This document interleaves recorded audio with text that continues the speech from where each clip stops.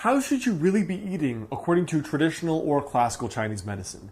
Now in this video, I want to introduce you to not only the foundations of dietetics or the traditional Chinese medicine diet, but also the overall encompassing theory of how diet plays into the underlying Chinese medical theory.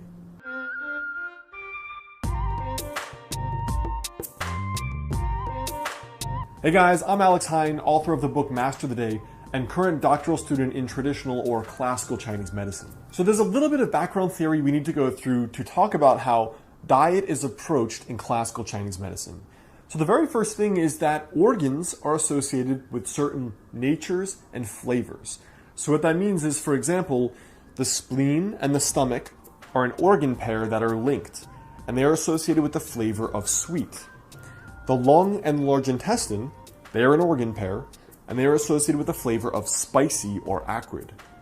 The kidney and the bladder are considered an organ pair, and they are associated with salty. The liver and the gallbladder are an organ pair, and they are associated with the flavor sour. And then the heart and the small intestine are an organ pair, and they are associated with the flavor bitter. Now, what this means is that the ancient physicians observed that there was a relationship between certain foods and certain organs. So for example, with spicy or acrid and the lung, it might be like, what is it? This is some hippie stuff. But if you think about what happens when you eat some really spicy chilies, what's the first thing that happens? Well, first of all, your nasal passages open up like this. Mucus starts coming out of your nose and your throat. You start salivating. The lungs open up more. It's because of the spicy nature of that food. And this is what the ancients observed regarding how food affects physical organs in the body. But the first concept here is understanding the energetics of food. So really what this just means is understanding the qi and the flavor. So the qi is typically the temperature of the food, and the flavor is the 5 flavors that we just talked about. So the qi could be, for example, hot, warm, neutral, cool, or cold. And the flavors are typically sweet, spicy, sour, bitter, and salty.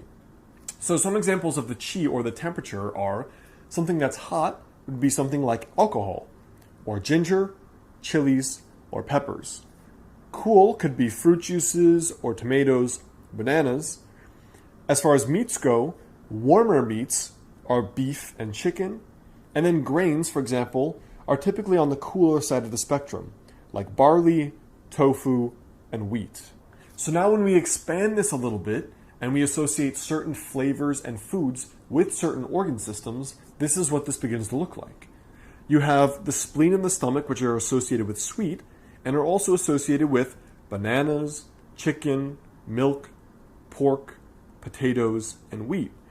The lung and large intestine are associated with spicy or acrid and are associated with things like garlic, ginger, or chilies. The kidney and the bladder are associated with salt, like salt, crayfish, or oysters.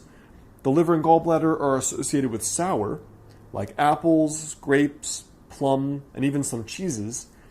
The heart and the small intestine are associated with bitter, with things like celery root, coffee, some tea, and some lettuces. Alright, so what does all this actually have to do with illness and with medicine? There are 2 really important concepts that it comes down to when it comes to what to eat based on your body, your constitution, your body's preferences, which one could call constitution, and if you already have an illness or not. So the first habit is to balance flavor and nature inside your own body based on where your body currently is. So let's say, for example, you have heat symptoms in your body. You always run hot, your face gets flushed easily, you sweat easily. The foundational principle is to avoid eating too much hot and spicy food. Pretty obvious, right? If you're already that hot, you probably don't even crave eating spicy foods to begin with.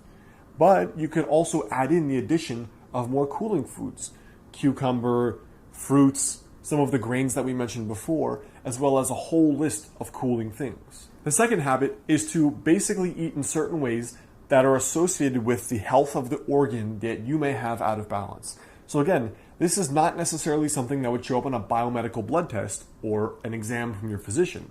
This is a Chinese medical diagnosis. So let's say, for example, like me, you have something called spleen qi deficiency. You show symptoms of bloating, of constipation, or even loose stools. You look pale, you're kind of low energy, you feel weak and tired sometimes. This would be a dietary approach for someone with spleen qi deficiency.